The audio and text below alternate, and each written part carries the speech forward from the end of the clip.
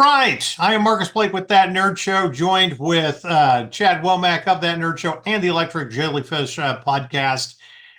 We are here. We're actually going to do a review of Dune. You've probably read Julie Jones's review of what she loved about the movie, what she didn't like about the movie.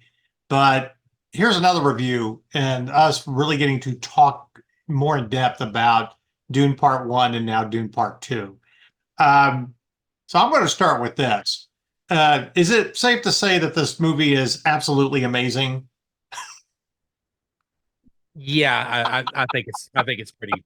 So Fair. we just want to start out with a rhetorical question here. I got to tell you, from when you looking at it as an epic on the big screen, and yes, you should spend the money and see it in IMAX. It's absolutely worth it. Which I did not, by the way. I saw it in Dolby Cinema. But it was still amazing. It was still amazing, yeah. I mean, you can see it either or. I mean, if you're still saying it's amazing in Dolby Cinema, then you know. But when you put Dune Part 1 and Dune Part 2, which is these two movies together are pretty much a 5-hour movie to tell Frank Herbert's book, Dune. I have to admit that I feel like even though they've admitted some things changed a little bit, and we'll get into that, this is probably the best and the truest version, and especially from a visually and its style that we have ever gotten to date. Right. And while I have minor critiques, which I will get into a little bit later, I cannot overall really complain about this movie. I mean, I walked out of our press screening and immediately wanted to sit down and watch it again. I was like, when do I get to watch both of these movies back to back? Right. Type thing. As a cinematic experience, it's incredibly satisfying. Yeah. I mean, I get people trying to like compare it to, the first time they saw Star Wars, or, this is Dune Part 2 is like Empire Strikes Back. And I understand those comparisons. Because I mean, the Dune as a story, I mean, Paul Atreides' story really is a trilogy. And this is why we need Dune Messiah to happen. Mm-hmm. But everything that to me, it's really just the style. I mean, just how visually stunning it is. Because if you go back and watch like the original Dune, David Lynch's Dune from 1984, it's you kind of look at it like, well, it's very outdated. They're trying to throw in CGI in there. The shields are kind of cool, and you wish they would go back to more practical effects. And you feel like you get more of that in these films, right? Type thing. So, I mean, for me, I absolutely loved it overall. What about you?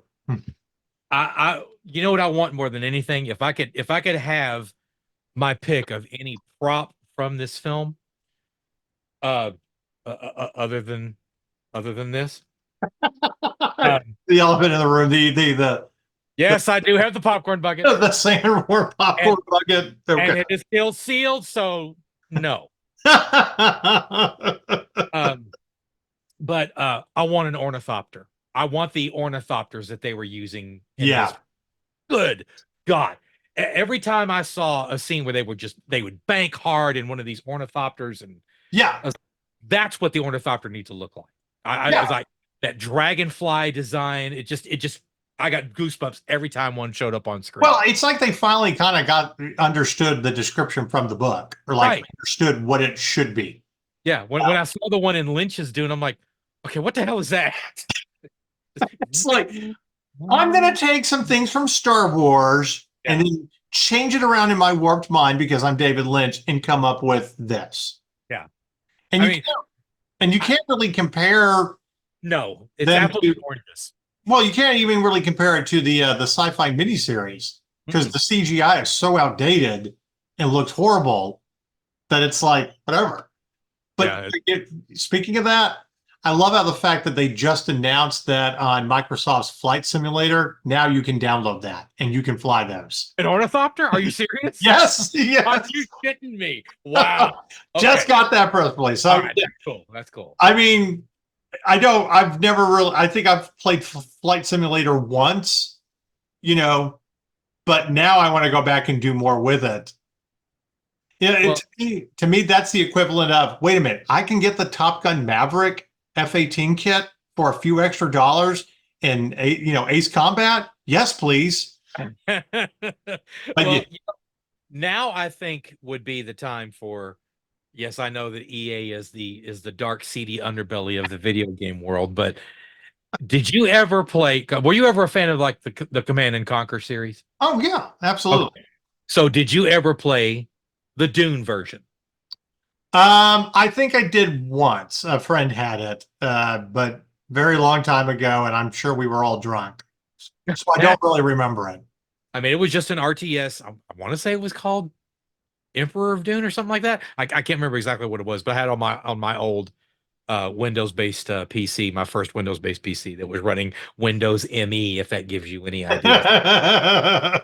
Back in Uh, and I loved it. I mean, if you dug Command and Conquer and you dug that style of gameplay, right, it was very, very heavily based on Lynch's version. Like yeah, they didn't try to make it look like its own self-contained version of Dune. It was very obviously influenced by yeah, Lynch's version of Dune. All the ship design, all the character design was very David Lynch 1984 version of Dune. right. And it was a blast to play, and I would love to see them do something like that. You know, I know they got a Dune game out now that was yeah, based on, from part one that I didn't really spend a lot of time with because I don't think they supported it very long. I got to give Dennis Villeneuve a good compliment. I like how he was very true to the uniforms of House Atreides, and it was very, it was a great little nod to David Lynch's, style in his film. Even though this is much better, I like the kind of the dark and more like the Prussian Spanish type of military uniforms, but he kind of kept the same, color palettes and all that. I mean, 80s obviously it looks over the top and just kind of not subtle at all. But I really dig the uniforms in part one. But I do have to say I like Lynch's still suits better. True. Okay. I do like Lynch's still suits a little bit more. Okay. Totally get that. Totally get It that. looks a little more like how you think it's going to look when you were reading the book as a kid. Right. I mean, not to take away from David Lynch's version, there are some very good things about that film, and an incredible cast. Kyle MacLachlan, you did an amazing job as Paul Atreides. But I mean, and Virginia Madison, as the young princess, she was. She didn't get to do all that much. That was but that was the thing that always bothered me about that. Yeah, but her intro to kind of start off that movie. Yeah, she's the first face you see. She's the first voice you hear. Right. So and she narrates it consistently throughout the entire film. Whenever there's a pop-up version, a pop-up moment for narration to happen, she's always the one that's narrating it. Right. But getting back to this version of Dune, and we are kind of talking about one and part two. One of the biggest complaints I've always and I kind of complain about this film is I don't think if you've never read the book, you don't really realize that Paul and Lady Jessica spend years out in the desert. Yes. Yeah, there's a long arc there of being ingrained with those people because I mean in the book, his sister is born. Right. She is a child at the final battle when they take down the Emperor. Yeah, she takes down the Baron herself. Yeah. And it was funny. I was talking with Julie about this. It's like, I cannot give it a perfect score because you took that out. And I like the fact that we have stabby babies. And I'm like, I get it. Absolutely. And it's a great little part about the book. But they never, even in the sci-fi version, and they barely mention it in David Lynch's, I mean, it's dialogue where they talk about that it's been years since they went off and he's part of the Fremen and he has become the Messiah and all that. you watch these movies and it's like, well, it feels like all this has happened over the course of like a year and a half. If that, it almost felt like 6 months. Yeah. So it's just, so I sort of get it because this really is Paul's story. I mean, Aaliyah isn't going to be as prominent until you get to Dune Messiah anyway, on Children of Dune. And could it have been any more obvious when, like, weeks before the release of Dune Part 2, they mentioned Anya Taylor-Joy has been announced as a unnamed cast? I'm like, jeez, I wonder who the hell. What other character have we not talked about yet? Yeah. Good Lord. I'm like, it's like Alia. No kidding. No shit. It's gonna be Alia. Yeah. And I mean, I don't really mind that, but quit trying to pull one over like it's I know. I was like, we know who she's gonna be. Stop it. We have seen through your thinly veiled disguise here of trying to be cryptic with your casting choices. Could possibly figure this one out, Right. She's gonna be just some rando Fremen. I mean, that's like the equivalent. Harrison Ford is returning for a cameo in Rise of Skywalker as an undisclosed character. No shit. Wow. Is he you playing someone obvious? Thank you for putting that in. Right. I mean, and this is the reason I want Dune Messiah, because I'm very much interested to see her portrayal of that. And although the flash forward really is more about Children of Dune than anything else, unless you're basically, because I mean, if you look at Dune Messiah after the book Dune, it's 12 years. Yeah. That's where, unless they're going to do a huge time jump, then it's really going to be like 15 or 17 years or something. Well, but they established it because she was so imbued with the water of life that she aged quicker than normal. Right. Like she probably ages 2 years for every one. Right. Which, very well. I mean, it can happen. There's a great, easy way to explain it. I think those are kind of minor details, though. I get why people might be upset about seeing Aaliyah, whatever, or not having her in this movie. But I'm like,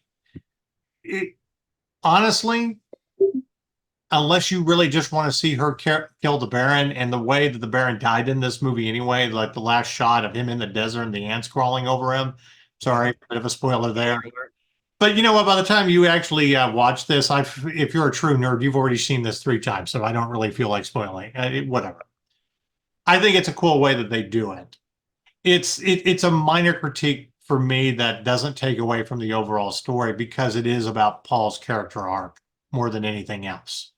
The omission of Alia, or the mostly omission. I mean, yeah, we saw her, we did see her, sure, and Jessica kept talking to her while she was carrying her as a fetus, which I thought was really strange. That omission didn't bother me nearly as much as one massive glaring omission that I think was such a huge part of what made Lynch's Dune so cool. Right.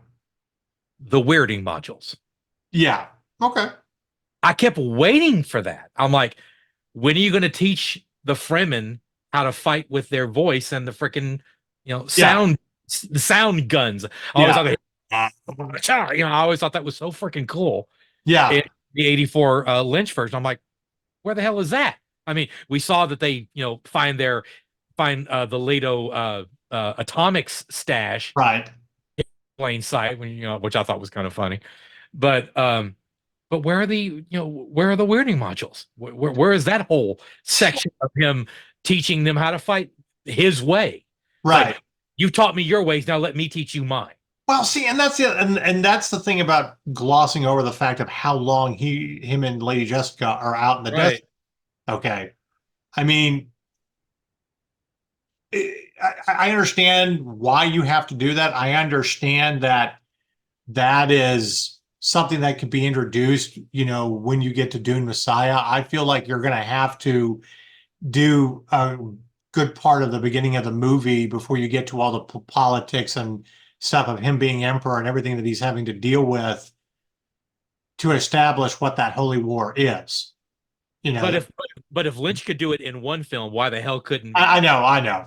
Yeah, why couldn't he do it in 2? I just don't get that. Well, I mean, it's cool, but again, I don't think it takes away from the overall story. I mean, here's the thing. Um, Timothy Chalamet was, to me, perfect. He really was. He fits the character of Paul Yeah. Atreides much better than McLaughlin did. McLaughlin was too old, in my opinion, to play that. At that time, yeah. And he tended to kind of overact at times. And from what I gathered, from like some of the behind the scenes stuff that I saw, he was starting to believe a little bit too much of his own hype. Yeah. He got real arrogant on the set of this thing. He got a little too method to where people were like, I don't even want to work with this guy. There were times he would like just have full on meltdowns on set. I remember seeing one. I remember they were doing like a behind the scenes thing on HBO about it, and they showed him just screaming and punching the wall. And David Lynch had to come in. Kyle, calm down. Kyle, calm down. Like he went like full, oh, good for you, Christian Bale moment on he just flipped his lid. Snap out of your method acting. You're not really the Messiah, dude. Get over yourself. Not to take away from Alec Newman, who the English actor who played Paul in the Sci-Fi series, but I think there's also that Shakespearean British drama school method of acting where you tend to overact a little bit. Timothy had a subtlety. Yeah. And you saw that he was strong, but he was also full of doubt. He was trying to he hadn't got to that point yet where he was confident enough to take on the mantle of the role of the Messiah. Right. Speak. And you want it. I mean, honestly, he acted like he wanted nothing to do with it. Yeah, I think he would have been perfectly happy living among them and, falling in love with Shawnee and that would be it. Yeah. But there is that moment of destiny, but the level of confidence that he has, especially after, and I think that's the moment that you see in the film is when he drinks the water of life. Mm-hmm. That is the moment where he realizes, yes, there is a destiny and I can't ignore this any longer. You have to go and face your fears.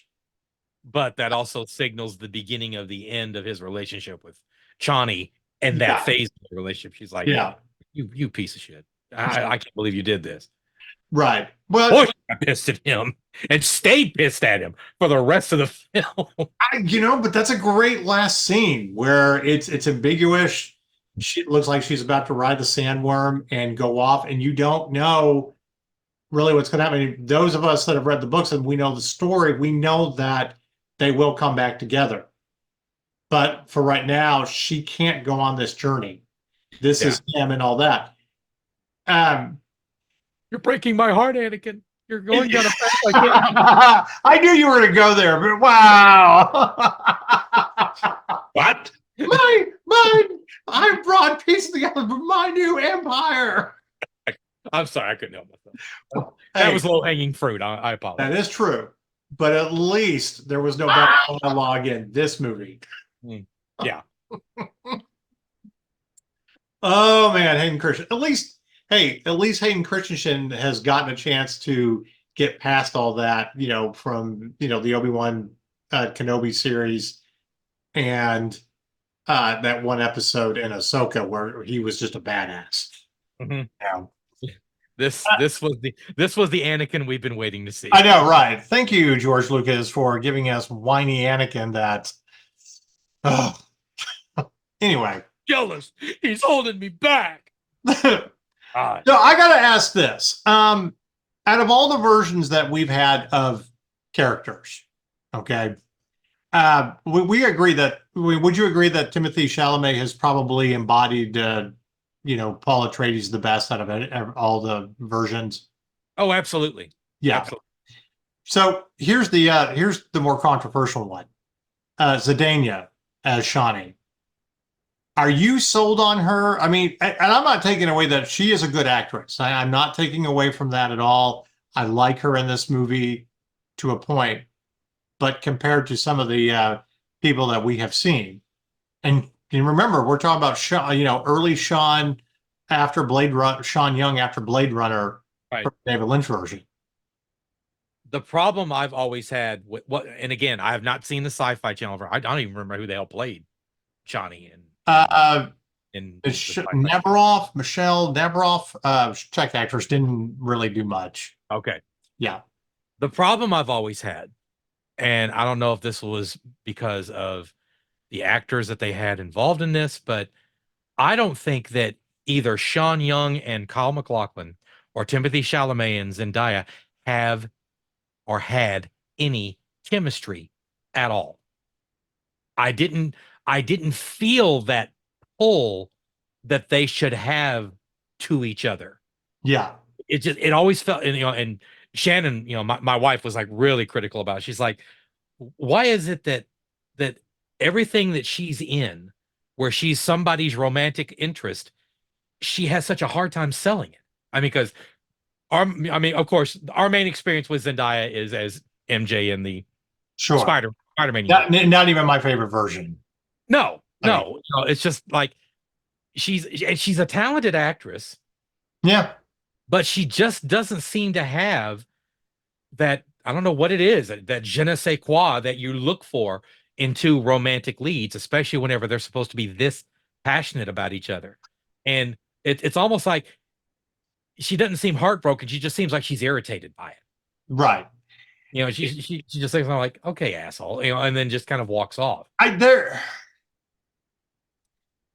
You would think you would think she'd be devastated after he, makes his grand gesture that he Her only, to me, the truest scene that there are two scenes to me that give her more chemistry with Paul, like that. I don't want to say oversell it, but make you believe. It is a great scene when she, puts the tear over his lips and wakes him after drinking the water of life and fulfills the prophecy. It's a Yeah. beautiful scene. Then, of course, she immediately goes into negative mode, like, this is not a prophecy and blah, blah, blah. But you see that she really loves him and yada, yada, yada. When she accuses him of walking like a drunk lizard in the desert, and then you kind of see them walking together, okay, it's a subtle moment. There's not That dialogue. was It's playful, and you see the beginning and the blossoming of a romance. I don't think Sean Young really had a lot to work with in the David Lynch version because there was so much that's like cut out to put into a 2-hour movie. But I mean, she's gorgeous, and she's basically kind of playing the same role that she did in Blade Runner. There wasn't much to give her, in that movie. Yeah. She didn't have the fire in her belly that Zendaya's version of Johnny did. Right. She's got some wonderful moments. She really does. Zendaya's version of Johnny does convince you that she could kick somebody's ass. I will say Sean Young did not. Yeah. Sean Young did not. No. Not at all.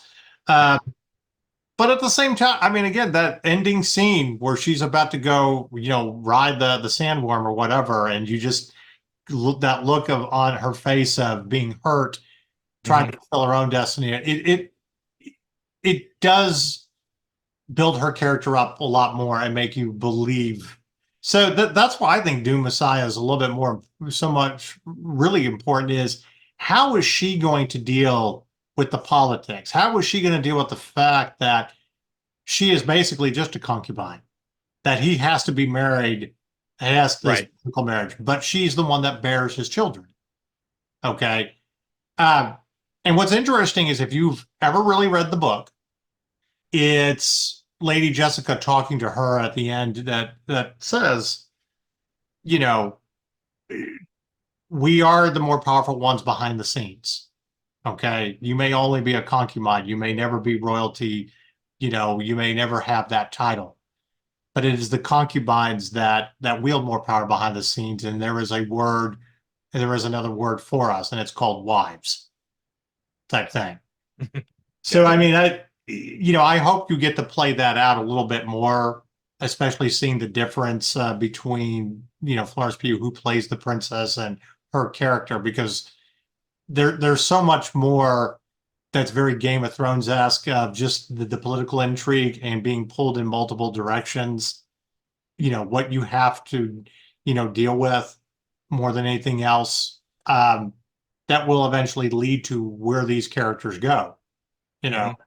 I mean, I'm not going to spoil it for everybody who hasn't read the book, but you know, the princess doesn't really want to be a princess. She's in it because she understands what she has to do, but she'll end Mhm. up becoming somebody like Lady Jessica, you know.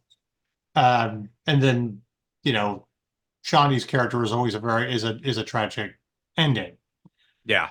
Anyway, but getting beyond that, Duncan, Idaho, out of all the versions, I gotta hand it to Josh Brolin. He was Hmm. badass. He was. And his young pup scene, I think, is a little bit better than the Yeah. Patrick Stewart. Uh, you young pup, you young pup. I was like, I love Patrick Stewart, but again, I love Patrick Patrick Stewart Stewart too. didn't Don't have get me much to wrong. work with in that Yeah, movie. yeah. It's like we're beginning to see how you're going to be molded into one of the greatest Star Trek captains ever, but you're just not quite there yet. Yeah. Um, Stilgar. Who's the better version of Stilgar? Oh, that's not even a contest. No, I that's not even a contest. mean, Javier Bardem is a Everett beast. McGill did a good job in the original movie. He did a serviceable job, but I've never really seen Everett McGill as that much of a strong actor. But Javier Bardem just has such an intensity about him Yeah, that it was so sorely missing from Everett McGill's portrayal of Stilgar. yeah.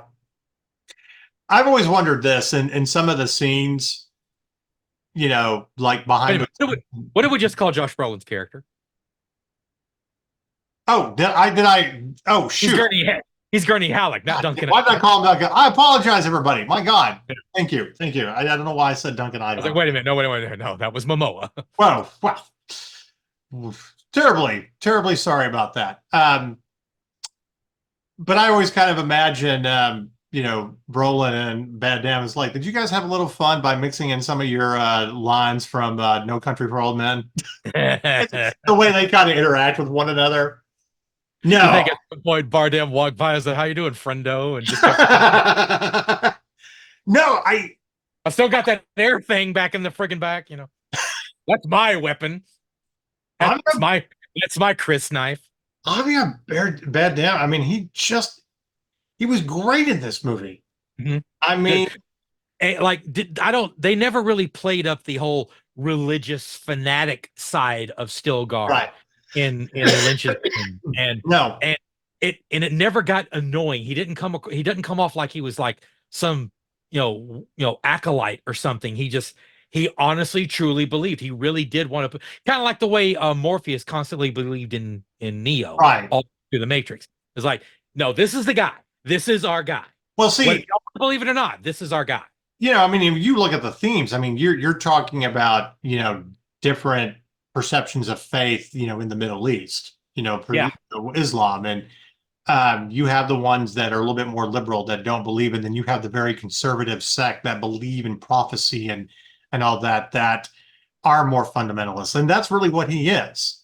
But he doesn't but you're right, he doesn't come across as like crazy. He comes across as someone as I believe in this because I want something better than what we have. Yeah. We Oh, have to believe in something. We all have to believe in right, something. This right, guy is going to unite us, even if he has to kill us in the process of doing right. it. uh, and I swear there was one moment, and I'm trying to remember exactly what was said, but I remember leaning over to Shannon. I'm like, "Are you getting like Monty Python and the Life of Brian vibes?" Of course, it's juniper berries. It's juniper bushes. He's also still one of my favorite Bond villains. Oh yeah. Oh And yeah. Skyfall, oh my God. So Just creepy, that freaking movie. go I creepy. love Javier Bardem. That No, I agree. You get no disagreement, but just that scene where he's kind of flirting with James Bond, and Oh, he puts his is this hands your on his first knees and he time? kind of leans in. What makes you think this is my first time? I Oh, know. You're like, okay. oh, It always stuck with me. And it's like yeah. he didn't bat an eye. He just soldiered through it. Oh, I really my favorite line of Skyfall is just that what a waste of good whiskey. 25-year Macallan. Um, no, to me, when I was as I'm writing an editorial for our magazine about finally getting to a point where we have a perfect version, even if it's not exactly like the book, to where it looks good. You feel the intensity of these characters, and it's almost the perfect casting. I can't imagine anybody else besides Javier Bardem to play Stilgar. That's the thing. Yeah.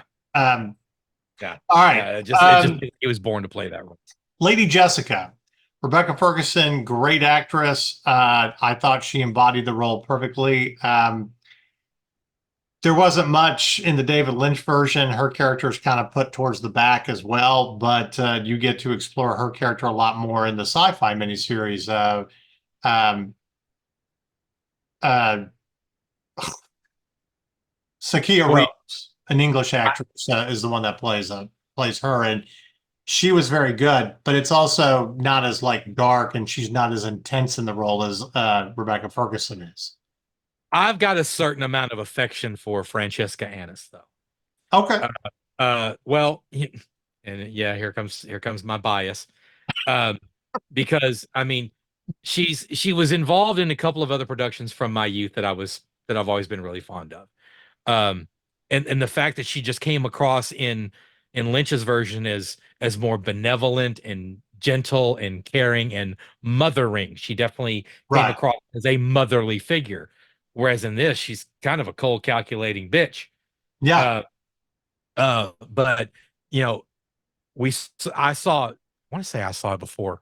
Troll was before Dune, right? yeah, Because she was the lady in the web, the widow of the right, web in that film with the guy that wound up playing Thufir Hawat right. and where the hell was he in Dune 2? Where the hell was he in part 2? What the hell happened to Thufir? He just Well, vanished.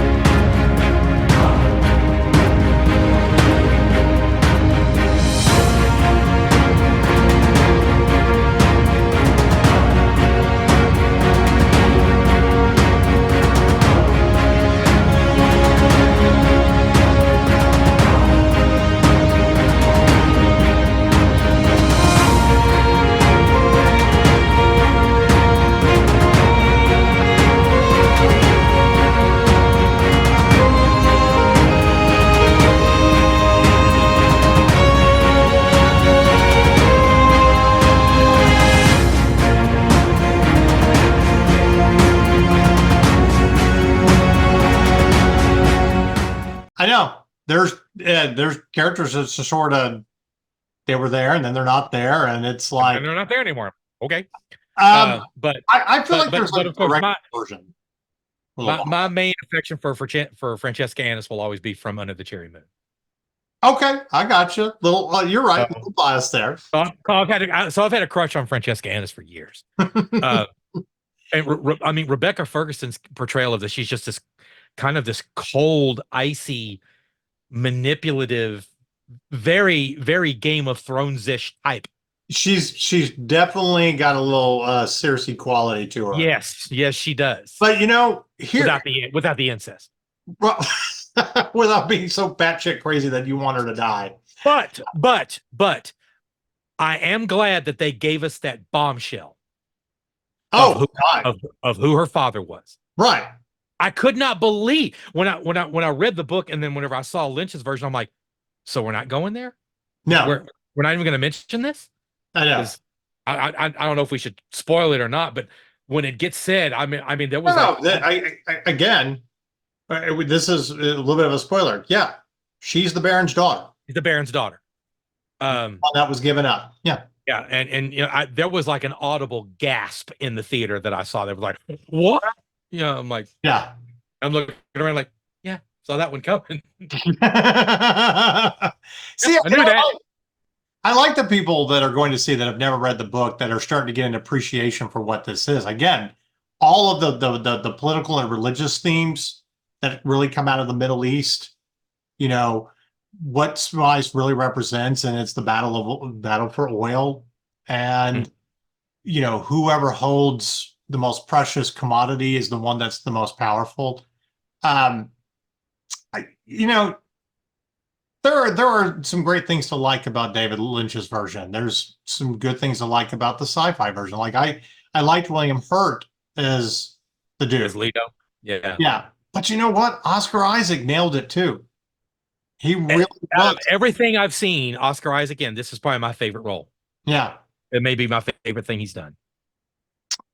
It won't always be my favorite. I have this thing about Oscar Isaac. There's a great movie called 10 Years, and it's about a high school reunion. It's got a lot of great stars in it. Oscar Isaac, Chris Pratt, Justin Long, um, Kate Mara, Rosario Dawson, and it's about these people coming back for their high school reunion. And he's a rock and roll musician or a pop artist, and there's a scene in that movie. You can actually Google it where they're all at a bar like after the reunion, and his hit song called "Never Had" is like in the karaoke book, and Chris Pratt is drunk, and his character is like, "Oh my God, they have your song in here," and they want him to karaoke his own song, and he tries to do it, but it feels weird, and then he asks the bartender, "Is there an actual guitar in the bar?" "Yeah, you want that?" So he sings the song. Well, my thing about Oscar Isaac is he actually wrote that song for the movie. Because Really? he started out as a musician. That's why Inside Llewellyn Davis, the Coen Brothers movie, is so kind of it is very interesting.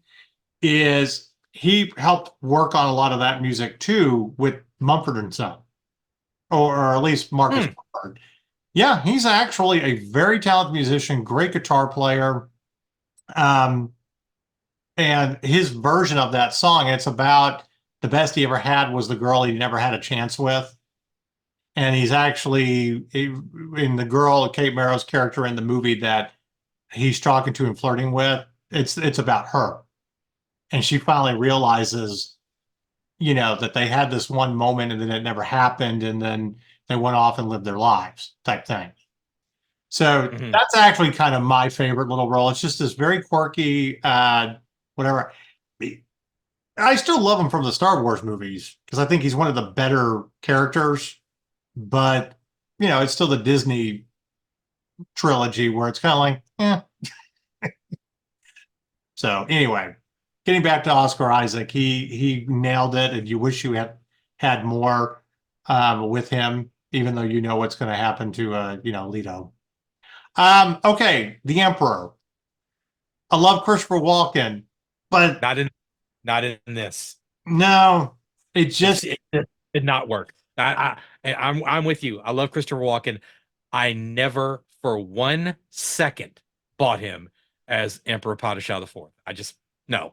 him kind of being philosophical and stuff, sure. I mean, taking some of the dialogue from the book and talking about the politics of everything, but he just seems weak from the very beginning. Yeah, he's I too mean, you frail. immediately look at him as weak and immediately, instantly know that his daughter is the more powerful one. And like in the book, he's described as a man who is obviously a little bit older, but he's built like a man in his 30s. Yeah. That ain't Christopher Walken. Yeah. I feel like he was okay, but it's kind of a wasted role for him. Yeah. Yeah. I mean, I don't know what role I would have rather seen him in if they were going to keep him. Maybe a spoofer. I don't know, but he serves his purpose. Because they're not exploring the Emperor as much as they have like in other versions, I guess. But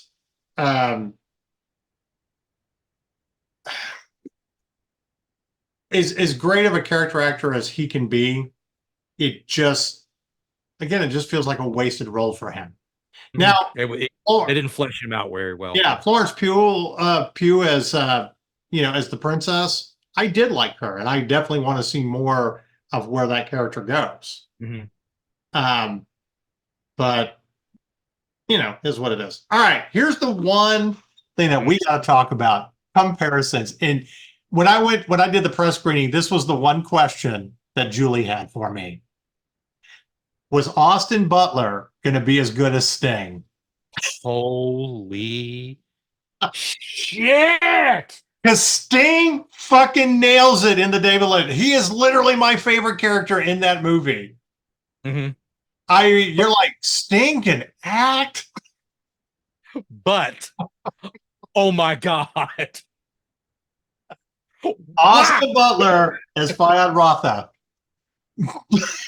Holy shit. I was constantly looking at the screen going, this is the same guy that played Elvis? I know, right? I'm like, I mean, he may be one of the better method actors out there. I mean, you could tell he just disappears into whatever role he's playing. Yeah. I know they didn't too much care for Elvis as a film, but you couldn't help but be impressed with his performance as Elvis. Yeah. Just because. I mean, just he nailed it. Yeah. He nailed it as Elvis. I'm not denying that. It just always felt off as with Tom Hanks as the Colonel. Okay, all right. On that we will definitely agree. I love Tom Hanks, and you were good in the role. It's just he was cornball to me. He was foghorn leghorn to me. It just didn't work. Hey boy, Well, all right. I'll put it to you this way. I look at that movie in kind of a segue, as that movie came out right about the same time as Tom Hanks's kind of heartwarming film, A Man Called Otto. A Man wonderful. Called Otto, wonderful film, tearjerker. Okay. Mm-hmm. And everybody's great in that film. So you watch that, and then you watch him as Tom Parker, and it's just like, oh, Tom, you're not really a villain. Let's quit trying to be a villain. We know what you do. You make people laugh. Your great dramatic roles are A Man Dying of AIDS, Forrest Gump, and all that. Let's stick with that. And that's okay. It's okay to admit that you are good at certain things. But anyway, getting back to Austin Butler. Oh my God. Jesus Christ. I have to admit, I think he was better than Sting. And I think that's hard to say because Sting was so fucking good in that movie. And in the original one. Yeah. But I mean, just the depths of because to me, Sting's Fade Rautha just came across as just an annoying asshole. Right. He was just a spoiled prick who never got told no. Right. I mean, he was diabolical and good for that movie, but there's a little bit more depth with Austin Butler's portrayal. I mean, he made Heath Ledger's Joker look tame. Man, thank you.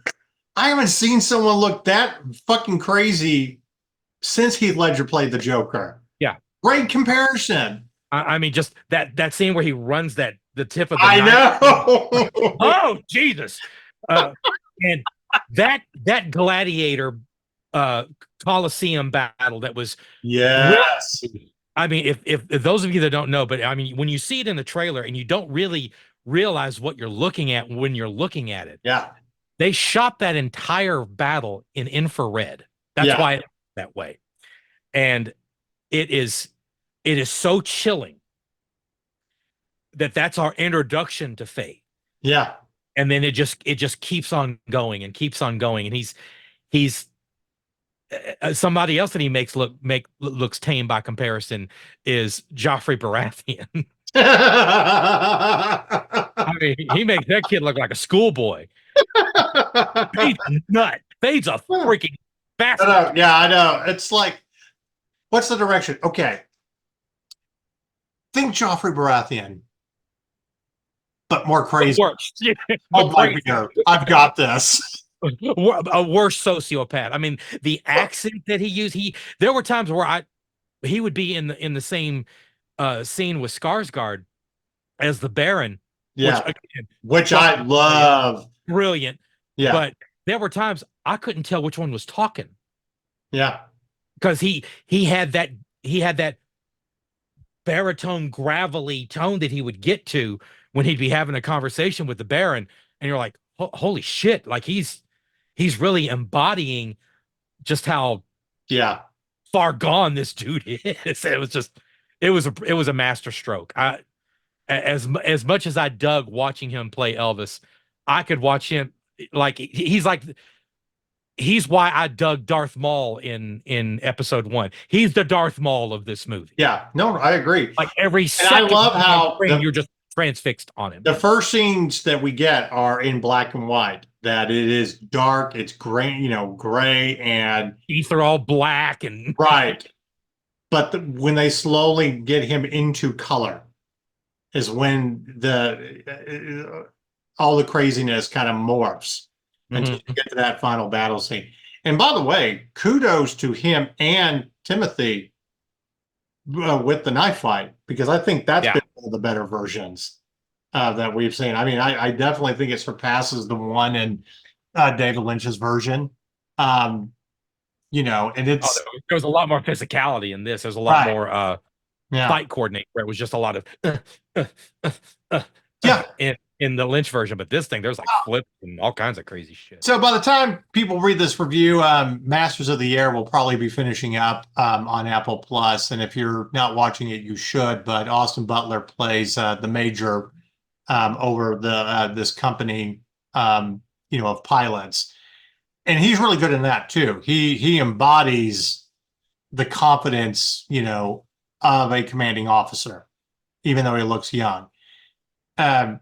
So I mean, he is someone that I applaud as an actor of can literally be so diabolical that you're rooting for his death, but at the same time you love how he can be the hero, or kind of fall in love with his character like he did with Elvis. He's a great actor. But I think this just shows the depth of his acting ability, that he isn't the typical caricature of a hero and everything. He can be a great villain. And could you tell how much fun he was having? Yeah, I know. If he wasn't enjoying playing that part, then he definitely had. No, playing villains are always more fun. So Jesus, man, he just yeah, and going back to Stellan Skarsgård, he is the better version of the Baron. I mean, out of all the versions that we have seen, I really enjoyed the only time that I really like the Baron in the David Lynch version is really just when Aaliyah kills him. It's like you're so gross and all that I mean, Skarsgård's version is gross, but at the same time, in a different way. Yeah. And of course, they kind of skirt over the pedophilia aspects of it, whereas you kind of get a glimpse of that in Lynch's version. Yeah, you kind of do. Yeah, I was just like, that's a little unnecessary. We understand, but anyway, getting back to like the overall cast, and again, nothing against Adania. I like her version, I do, but I don't think I don't know if you couldn't have found somebody better to embody that role. Yeah, I think you probably could have with very little effort.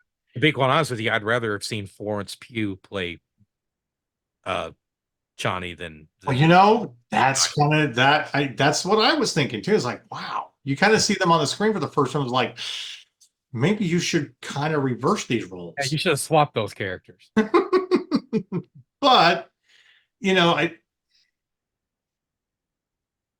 that's what that will be. What's interesting, if we get to Dune Messiah, is how well Zidania really deals with the politics and her relationship with Lady Jessica. One of the reasons I love Rebecca Ferguson in this, and I think that she is kind of perfect for it, even though her version is a little bit darker. She's A little bit darker. Yeah, plotting and all that. A lot darker. For those who have not seen it, you should watch Silo, which is on Apple Plus. Season 1 is already done, and they are filming season 2 right now. An incredible dystopian sci-fi series with her as, um, kind of the main character, the hero, and everything, questioning the belief system of all these people living in a silo in a post-apocalyptic world. She is incredible. Um, and I mean, she's good in the Mission Impossible movies too. I'm not taking anything away from that, but if you want to see her really stretch her legs and her dark side, is Doctor Sleep. that is true. As Rose the Hat. Yeah, very true. She was pretty despicable in that movie. All right. Despite a few minor critiques with Dune, you feel like they got it right with both these movies? Yes, I do. Outside of like you said, leaving out the things that I really feel like I can't get past the weirding module omission. I just can't. It's just that's the one thing that keeps me from scoring this movie a little bit higher than I would, because I feel like that was such a major part of the final battle in the Lynch version. Yeah, it's the reasons why they won was because of that tech that they were using, and it's not even mentioned. It wasn't even mentioned in Dune Part 1. They just overpower the armies because they're better fighters. Yeah. Yeah. I mean, it's basically like watching the Dothraki from Game of Thrones just overwhelm everybody. Yeah, but to me, it was by them doing that, that's like unleashing the Jedi, and all they're using is their lightsaber skills. They're not using the Force at all. Good comparison. That's kind of what it felt like to me. I was like, it feels like they've kind of taken that fighting spirit that he put in their belly with giving them that ability. I wonder, because that also will play heavily in the Holy War that happens to basically resettle the known universe. I wonder how they will address that if they get to do Dune Messiah. Because I mean, you can't really gloss over that thing. If you make the Fremen as just better fighters and nothing else, and they don't adapt some of these kind of religious beliefs into their fighting skills, then they're not as interesting. Yeah, because to me, that's what made Lynch's version of that story of them teaching each other and learning from each other such it was like a symbiotic relationship. Yeah. With this, it's just like Paul's just kind of adapting. It's like it's like Avatar or Dances with Wolves, or just like you just go and you go native, and that was it. And that's a problem too when you try to take this book, which really should be a 10-episode series more than anything else. I mean, that's what Game of Thrones proved, is you can't take these books and condense it to a 2-hour movie. You have to tell everything over. And in fact, Clash of Kings was so big that you had to make that into 2 seasons. So I wonder if, as much as movies, if Dune would not be better as a series, and with more episodes. Would be a good litmus test of that is this current iteration that they have on FX of Shogun. Yeah. Okay. I will give you that. Now, I honestly haven't started watching it. Episodes of that. We're getting 10 episodes of that. Yeah. We got 5 2-hour episodes of the original Richard Chamberlain, right? Mifune series back in the late 70s, early 80s. But it still balances out to 10 hours. Right. And yeah, I would love to have seen them make Dune like that. Now, if I'm not mistaken, are we not still getting this thing on HBO Max, this Bene Gesserit spin-off series that they were talking about doing? I don't know. I don't know at the time of us recording this. I don't know if it's officially been greenlit or if it's going to go forward. I mean, there's at least 2 pilots they've shot for Game of Thrones series that aren't going anywhere. So, right. I mean, I would love to see it. I especially with how they try to play each other behind the scenes. Right. Like So, they really are the true power behind every throne, not right. just one, all of them, Yeah. because every one of them have a Bene Gesserit, you know, Yeah. sisterhood member among them somewhere. Right. Well, like I said, I mean, Shogun's a great Yeah, we example. forgot about her. We forgot about Leia Sadu and her little Oh, that's her little right. scene with Austin Yeah. Butler. I'm like, wow, girl, you like to live dangerously, don't you? But can he be controlled? Obviously, he can. Hmm.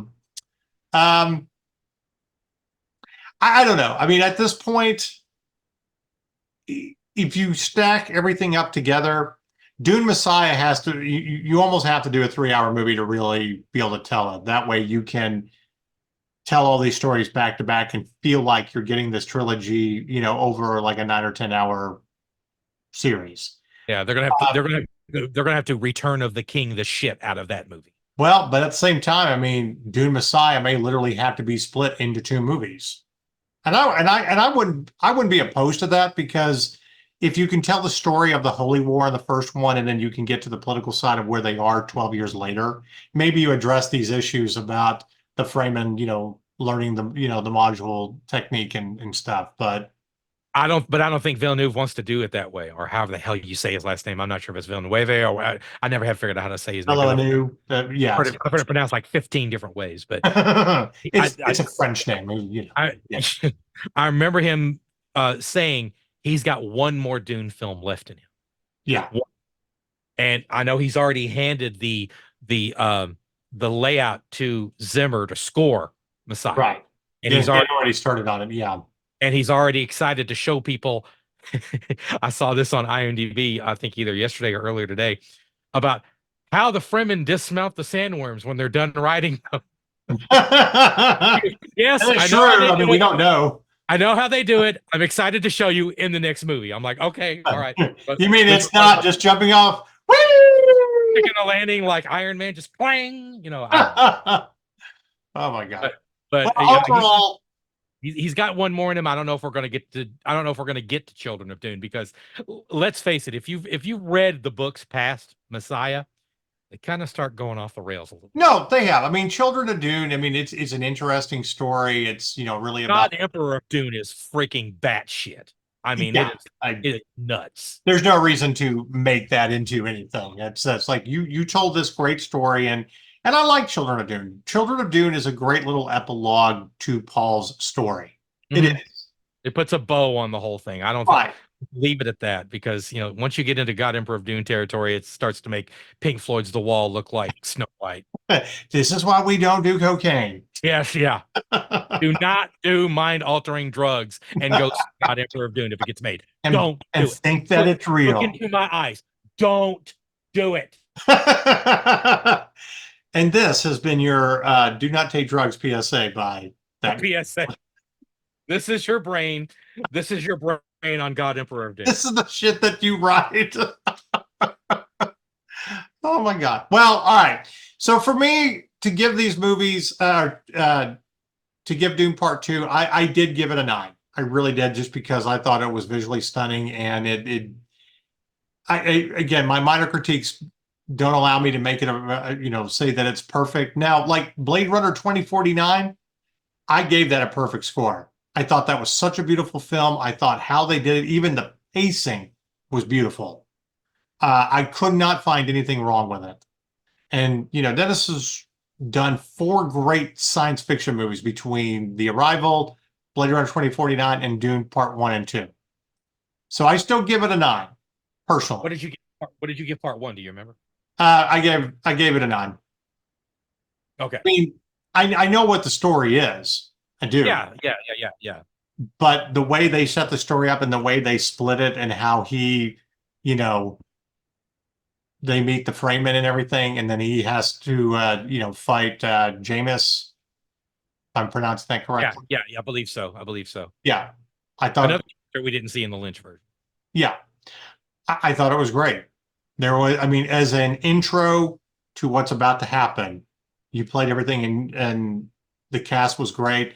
And I love Jason Momoa as Duncan Idaho. Man, that last scene where he shuts the door and he just raises the knife to his head and just goes batshit. that was one of my favorite Jason Momoa moments. That in kind that of movie. Yeah, gave you a little bit of a man cry moment. It was like, yeah. So I mean, maybe it's not rated as high, or it should be, but for me, looking at all the versions, having read the book, I'm like, I think you captured it the best that you're going to get on the big screen. So that's my yeah, final grade. And yeah, you? I got to agree with you. It's yeah, I want to give the edge to part one just because it was so unexpectedly good. Because I'm like, please don't screw this up. Please don't screw this up. Right. Please screw this up. And it's happened to us way too many times over the course of the last several years, especially since you and I have gotten to know each other. We've gone into a property like this. We're like, this will be great as long as they don't completely piss on it. And we've we've walked away with urine stains all over our clothes one time too many. Yeah. And this part one and part two of Dune have finally felt like, okay, we have a capable filmmaker who has a remarkable eye for for scope, for just putting things on an epic canvas. I understand why he was so pissed off about them dumping Dune Part One on HBO Max at the tail end of the pandemic, because I put all this heart and soul Right. into the thing that I want to be on the biggest canvas possible, and y'all are just going to shove it straight onto a streaming platform, and it's going to lose its bite. Yeah. And I never saw Dune Part One in the theater, and I feel like I was. We did a pandemic screening. Everybody was wearing a mask and it was great. I mean, it was in IMAX, but I wish I had. I truly wish I had. yeah. That is one of my biggest regrets, is not seeing Dune Part One in the But I theater. will say this. I mean, I hope this movie continues in theaters for a while, and I hope theaters, by the time we get to the summer, because I don't think there's going to be as many great movies, I think they should do another run and say you're going to get to do Dune Part One and Two on IMAX during the summer. Go experience it. Give Here's the thing: if we're releasing Tenet, Christopher Nolan's film, which I did not hate, it's not his greatest, but it is meant to be seen on the big screen. If where people are getting a chance to see that in IMAX, then yes, Warner Brothers needs to re-release both Dunes for a second run in the summer before people go back to school. Yeah. I Because mean, I think we're gonna run out of steam, really, like you said, we're gonna run out of steam really fast during the hottest part of the summer movie going season. well, I mean, what summer movie is, there's only really one summer movie that we're all looking forward to. It's Deadpool. Yeah, Everything else is like, whatever. I mean, I can't think of anything. I mean, beyond that, there's no superhero movies, which there doesn't really need to be. I mean, next year will be really good, but oh, yeah, I've taken too much spice. I've taken too much spice. yeah, you have. Anyway, so you score the movies, you give them a 9 as well.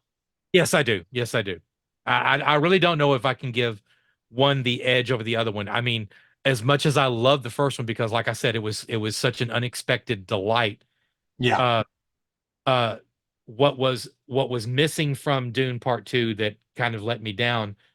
Austin Butler more than made up for it. yeah, I agree. He was Um, absolutely fantastic. yeah, they. I knew Dennis Villeneuve was going to do a great job with these movies after I saw Blade Runner 2049, because I figured that was a movie that was too easy to screw up. And the story that he told, the chemistry between him and Ryan Gosling, and just the way that movie ended, you know, you talk about great last shots. We talk about Zidane going off to ride the worm. There's just the look on her face. The last shot in Blade Runner 2049 when, Harrison Ford as Decker walks into the room, puts his hand on the glass and smiles. He's about to meet his daughter, you Mm. know. Anyway, eh, we don't get almost perfect movies like this very often, No, we don't. especially science fiction movies. And it used to be that we could count on a Star Wars movie. We just can't do that anymore. So, Yeah, it's like it becomes more style over substance, and in here you got both. yeah, You got style and substance. You got copious heaping amounts of both. I will say this. I had a funny moment. We got a chance to interview Timothy's sister Pauline last year at the Dallas International Film Festival. She and a friend of hers had a short film, and I was joking around with her in the lounge. I'm like, you know, you can really get a lot of free drinks by offering up spoilers to your brother's movie that's coming out. And then she didn't involve. I will give him credit. She did not say anything. But I was like, I'm trying. You don't want to be blacklisted, I'm sure. Right. Kicked off the red carpet. So, well, that's it. We had a chance to talk about Dune. You know where we stand on this. If you are a nerd, again, by the time you watch this review, then you should have at least seen it 3 times. This is the kind of thing that really defines what nerdism really is. Yeah, absolutely.